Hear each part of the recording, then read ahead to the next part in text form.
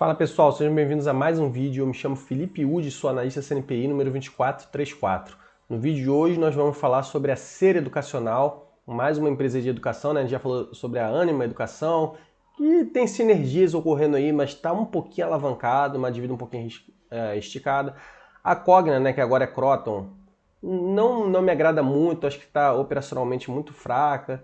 Até deu uma melhorada, a gente nem fez vídeos. A Edux, né, que é a dona da Estácio, da IBMEC, a área premium aí da educação, né? E a Ser é que tem um valor de mercado mais baixinho, né? Então a gente vai falar um pouquinho dela, dos resultados do quarto tri e do ano fechado. Peço para vocês deixarem o like aí, se inscrever no nosso canal, seguir nossa página no Instagram e comentar aí embaixo, tá? Isso ajuda a impulsionar o nosso canal a crescer, né? Que está bem no início ainda. Se vocês tiverem interesse em relatórios em PDF, em valuation em 3 cenários, carteiras, né, que a gente montou lá, recomendadas, tanto de ações como de estoques no exterior, fundos imobiliários. REITs ainda não tem carteiras, mas tem alguns REITs analisados. Tem um link na descrição do vídeo. Então vamos lá, prosseguir aqui. Da Ser Educacional, né? Mais uma empresa de educação. Dá arriscadinha aqui, que às vezes dá uma travadinha aqui, que meu computador não é grandes coisas, né? Ser 3. Valor de mercado baixinho. Deixa eu ver se eu consigo pescar aqui. Estava pegando a desktop, que vai ser o próximo vídeo. O valor de mercado é 369 milhões. Então a gente vê como despencou, né? Essas empresas aí, às vezes empresas boas, tá? Olha só, pré-pandemia, valia R$30, né? Claro, às vezes a cotação não reflete exatamente o valor de mercado, tá? Então tem que saber ver se a empresa emitiu muita ação. Mas não é o caso dessas empresas. Essas empresas sofreram muito, tá? Empresas de crescimento sofrem muito quando o movimento macroeconômico aí se eleva, né? Então, vamos lá. Opa. Então a Ser Educacional, tá?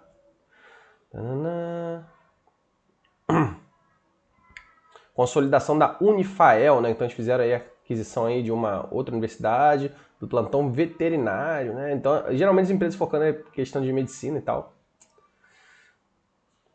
Resumo de resultados, bem como ensino digital. Ensino digital, né? A gente já falou em alguns vídeos, na Ânima Educação, por exemplo, né? Que costuma crescer muito, mas o repasse de preço não é muito legal. Então a base de alunos a gente vê crescendo, né? Frente ao segundo semestre de 2021, mas às vezes muito puxado por conta do ensino digital, que não reflete muito, né, financeiramente. A gente vê ali, ó, atingiu bastante, ainda mais contra aquisição também, então isso aqui também é valores pós-aquisição, realmente quando você faz aquisição, o top line cresce, a base cresce de clientes, né, aqui no caso é base de alunos. A gente vê que a receita não cresceu tanto porque muito disso é online, né, então não tem um repasse tão alto, né. Excluindo aqui a aquisição, a gente vê que foi só 4,7, aí porque tem... a gente vê que não teria refletido tanto assim, mas até um reflexo interessante aqui, 5% sem aquisição, né. Gerou um pouquinho de caixa, né? 28 milhões. Redução do prazo médio de recebimento. Então, isso aqui é referente a contas a receber, né? Que impacta lá no capital de giro, tá? Então, tem a contas a receber, tem a contas a pagar, que é de fornecedores, tá? Então, esses prazos médios, né, de recebimento, prazo médio de pagamento, eles são muito importantes. Vou simplificar aqui. Um EBITDA positivo. A gente vê que caiu um pouquinho frente ao quarto tri de 2021, mas positivo. Então a gente vê que se a gente anualizasse esse EBITDA daqui, né, 4 vezes aí 70, daria por volta de 280, quase o valor de mercado da Ser. Então a gente vê que é uma empresa que está barata, tá? E o gráficozinho mostrando que cresceu. Melhoria em indicadores de qualidade, né? Esses que são indicadores mais do setor. Então a gente vê que é importante, né, para poder reter, né, por conta do ENAD, Exame Nacional de Educação e Desempenho. Aumento de 11 pontos percentuais nas notas, né, de 3, 4, 5. Isso é positivo. Aí conclusão aqui da Unicef, lá de Fortaleza. A Ser tem um foco lá grande no Nordeste. Incorporação de 3 instituições de ensino. E programa de recompra, isso daqui, né? A gente vê que é bem pequenininho, equivalente a 0,73%. Aqui tem uns destaques que a gente já viu mais ou menos, né? Empresa dando prejuízo, tá? Então, às vezes, o pessoal olha muito no bottom line, né? Que é a linha aqui de baixo. Ano passado tinha dado positivo, provavelmente resultado financeiro pesando, essas empresas se alavancam um pouquinho, né, principalmente no setor educacional, depende de financiamento estudantil, mas a gente vê que o EBITDA está até ok, mesmo tendo caído aqui, caiu um pouquinho, nos 12 meses também, ó, caiu, mas nada tão absurdo e tal, tem uma margem ok, a margem despencou um pouquinho, pesou um pouquinho aqui, né, a receita cresceu, mas provavelmente o custo lá também cresceu, então o lucro bruto caiu, ó, no quarto tri, no ano também. E aí foi ladeira abaixo, mas a gente vê que eu achei o resultado positivo, porque a gente está num momento desafiador, tá? Então o pessoal às vezes olha prejuízo, fica desesperado. Aí falando aqui, né, o ano de 2022 foi relevante porque eles focaram em aquisições estratégicas, cresceram um pouquinho organicamente, né, que a gente viu, e investimentos no ecossistema, né? Muita gente aí, muita empresa se reinventando. Algumas usam esse termo ecossistema de uma maneira banalizada, né? Tudo é ecossistema, tudo é digital, tudo quando tem atendimento omnicore, né? Acho que é essa a palavra, omnichannel. Omnichannel, não é omnicore não. Mas algumas empresas estão se reinventando mesmo para fornecer novas formas de atendimento para os seus clientes, tá? Então eles cresceram aqui 32%, a gente viu, cresceu um pouquinho a receita. Ainda vai ter sinergia também, né, por conta dessas aquisições. Aí falando da Unifael, uma das maiores instituições de ensino digital, que eu falei, né? Eles crescem muito no digital, o Unifael puxou um pouquinho. Então aquele número lá refletiu o crescimento, mas a gente viu que excluindo a Unifael não teria sido tanta coisa. E mesmo com a Unifael não cresceu tanto assim, né? Porque tem muito do ensino digital. Aí falando de participação de mercado, é uma estratégia, né? Eles estão crescendo no mercado. No contexto orgânico, tô falando aqui, crescimento, um pouquinho mais tímido, mas cresceu aqui muito distorcido, né? Teve períodos aí fechados, o pessoal não investindo muito em educação. Vamos ver aqui, vamos continuar. Crescimento de alguns cursos, algumas empresas aí focando nessa questão de cursos, né? Go Cursos, Go Digital. Hospital veterinário, que a gente viu lá em cima, que eles já estão integrando desde o primeiro tri. Enfim, nada muito interessante aqui, né? Destaque, falando do ENAD, enfim. Ensino híbrido, digital e captação total. Então a gente vê que o ensino híbrido ganha graduação mais pós. Sem aquisições teria ficado aqui mais ou menos em linha, né? Porque não foi aqui o foco, as aquisições veio aqui no digital. Até aqui no ensino digital, graduação mais pós, a gente vê que a graduação de alunos não mudou muito. De repente a base de comparação aqui no segundo semestre de 2021 estava um pouquinho mais forte, né? Mas a captação total caiu um pouquinho, excluindo aquisições cairia bem mais, né? Então a gente vê que a empresa em 2021 estava mais forte. Mas a tendência é começar a subir, né? E superar aqui 2021, né? Já que já veio com um desempenho um pouquinho melhor, né? Bem próximo de 2021, 2022. Nesse momento desafiador por conta da aquisição. Eu acho que ao longo da economia melhorando, a tendência é melhorar, tá? A gente vê aqui, né? Caiu um pouquinho, frente a 2021. Mas a base de comparação parecia que era bem mais forte. Aí tá até falando aqui, ó. Caiu em virtude principalmente do cenário econômico. Então a tendência é melhorar, tá? Por conta da renda disponível, das famílias, inflação. Isso antes lá no Nordeste também, né?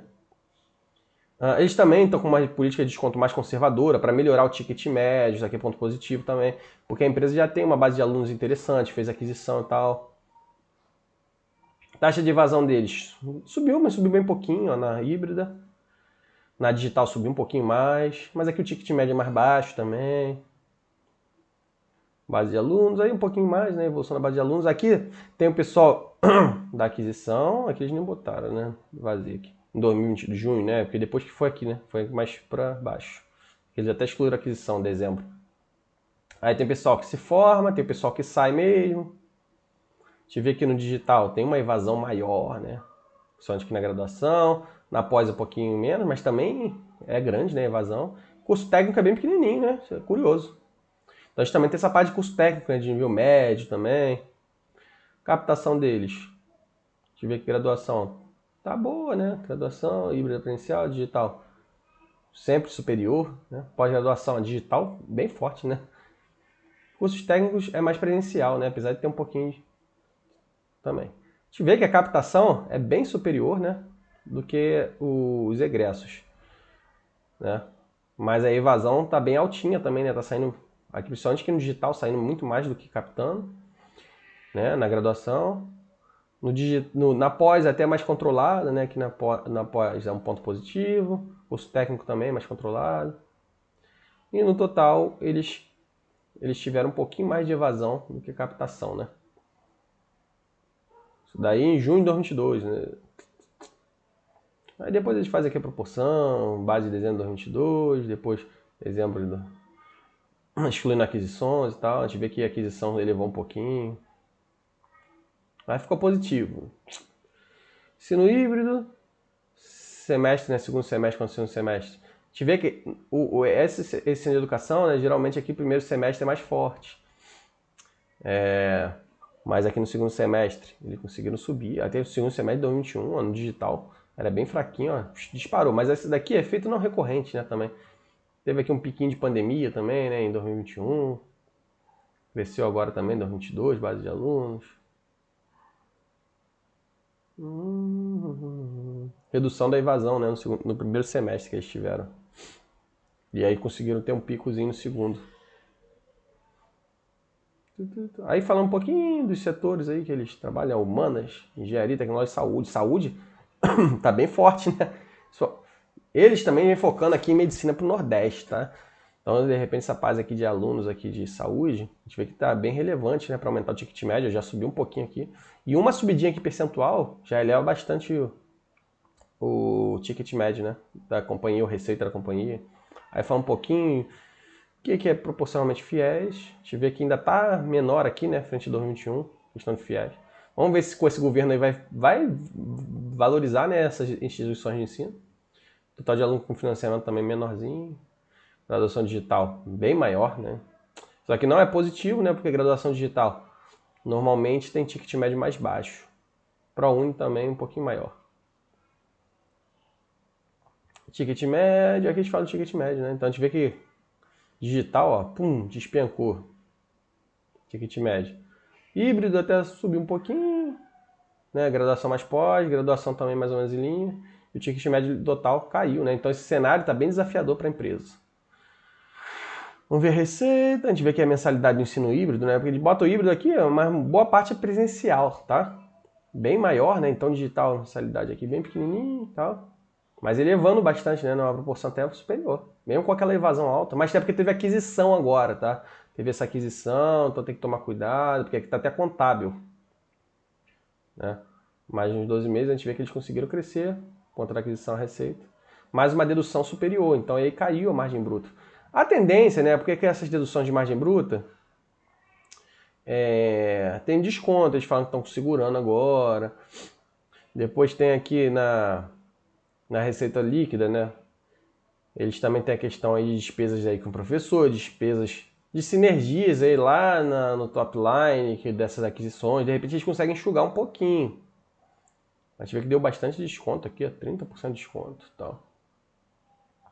ProUni, o impacto não é tão grande, mais ou menos em linha. Aí tem outros aqui que eles controlaram, FIES, impostos, não tem muito para onde fugir e tal. A gente vê que teve muito mais desconto, né, no ano. No trimestre ficou mais ou menos em linha.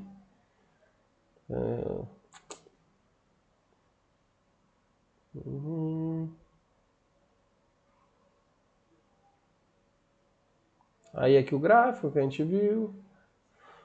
Medicina ainda é pequeno, né, neles, ó. Até cresceu um pouquinho, mas ainda é pequena a distribuição da receita.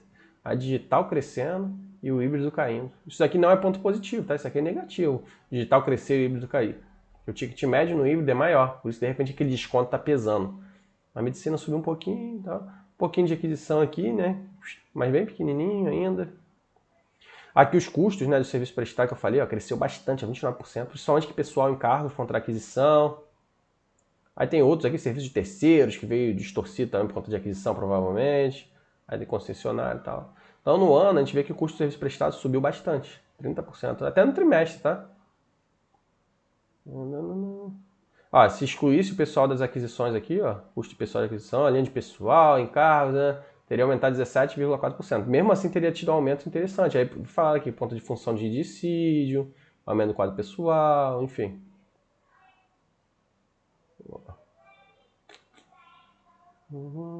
Aqui custos gerenciais, né? Eles usam outras métricas aí, pelos efeitos não recorrentes. Mais ou menos a mesma coisa, né? A gente vê que é mais ou menos a mesma coisa. E aí a margem bruta caiu bastante, né? Isso daí que impactou mais a companhia, mas mesmo assim eu não achei resultado ruim, tá? Aí eles somam aqui, depreciação, chega a uma espécie de lucro bruto caixa, porque tem uma depreciação aqui lá do top line, por conta dessa fusão aquisição. A gente vê que lucro bruto caixa teria até subido um pouquinho, excluindo efeito não recorrente, enfim.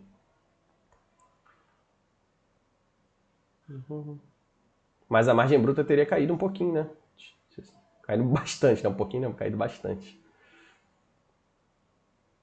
Eles têm aqui uma margem bruta ajustada, mas também teria caído. Despesa geral administrativa, a gente vê que não é o grosso, né? Mas mesmo assim cresceu, ó.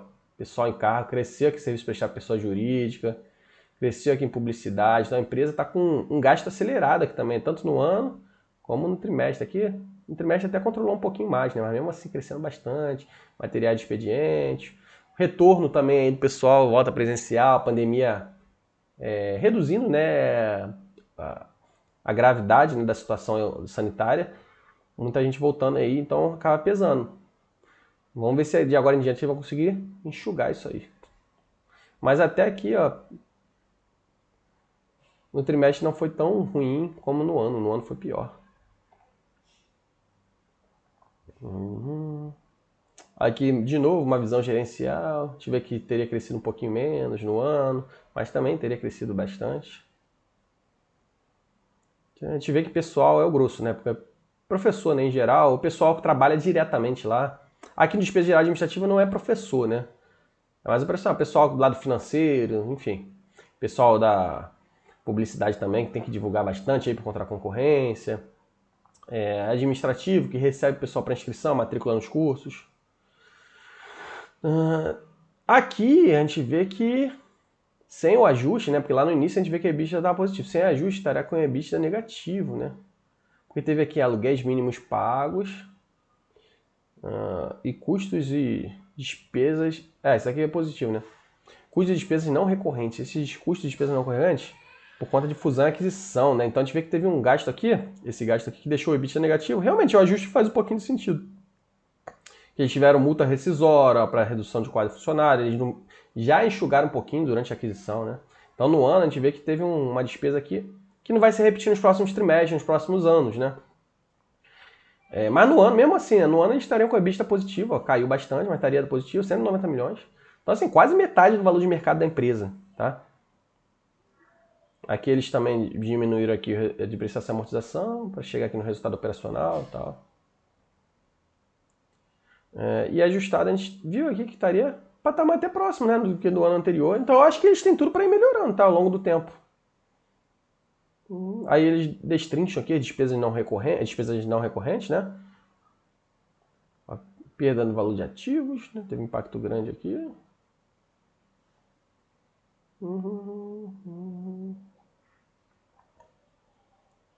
Foi o maior impacto aqui. E outras, né? Tá como outras. Vê que chega aqui lá no resultado financeiro, né?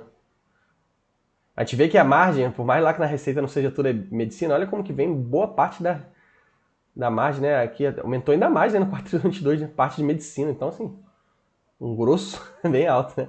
Híbrido. Eu não sei se essa parte daqui deve ser digital, essa pequenininha aqui, ó. Tal.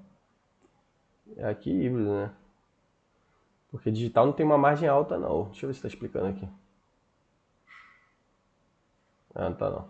Aqui os novos negócios que eles entraram. Aí tem aqui base de clientes B2B, crescendo um pouquinho. Outros aqui, ó, serviços em geral. E aqui o resultado financeiro, né, que a gente viu porque que a empresa não deu prejuízo só por conta do resultado financeiro, né, a gente já viu lá. Apesar de ter uma despesa financeira, subiu um pouquinho, tá? 72 milhões no trimestre, no ano, então, ó, quase dobrou. Por conta de alavancagem. Mas teve um pouquinho de receita financeira, tal, a gente vê que a receita segurou um pouquinho. Mas o problema é que o EBITDA também veio negativo, né? Então isso daí já impactava no prejuízo.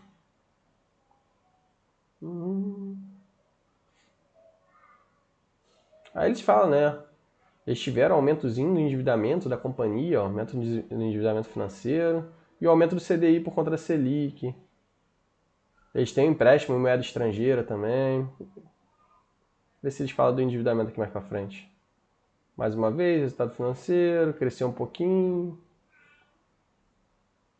E aí a empresa teve um prejuizão aqui, 125 milhões, no ano 222. O resultado financeiro comeu boa parte aqui, né? Prejuízo. Ajustando, mas bota ajuste nisso, né? Lucro operacional ajustado teria ficado um pouquinho superior, né, no ano que o resultado financeiro e no trimestre também, né? Só que aqui tinha imposto de renda e ficaria prejuízo mesmo com o lucro operacional ajustado. Então, isso daqui é um ponto de atenção, né? Essas empresas educacionais, eu falei isso na Anima, a série eu acho um pouquinho mais interessante, mas a gente vê que o resultado financeiro está comendo todo o resultado, mesmo ajustando o resultado, tá?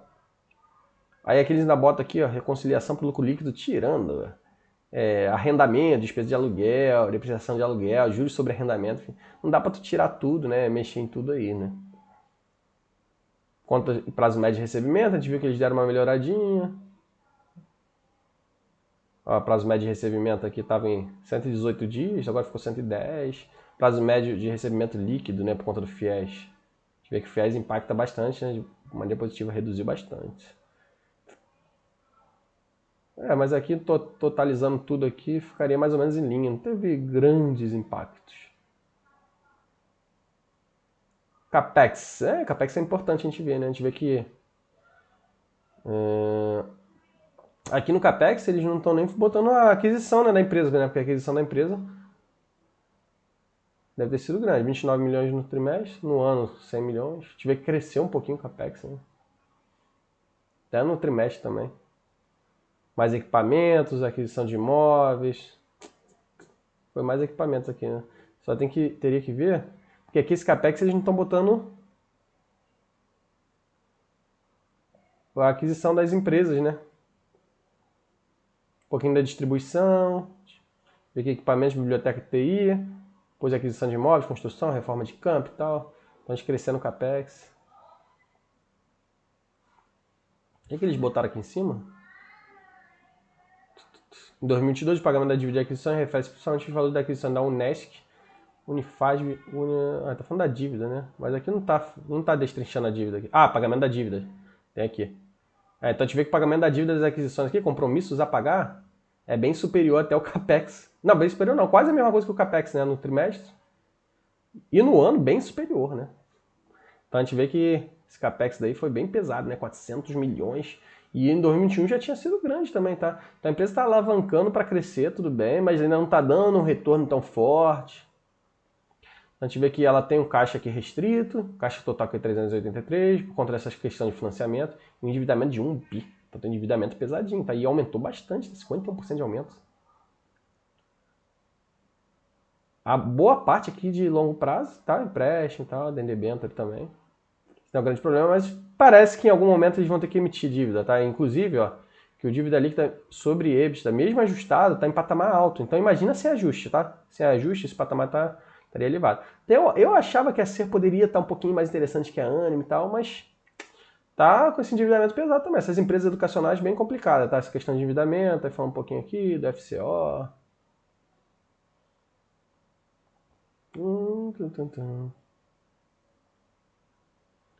Estaria positivo, né? Fluxo de caixa simplificado, vai até reduzir contra o ano anterior, enfim.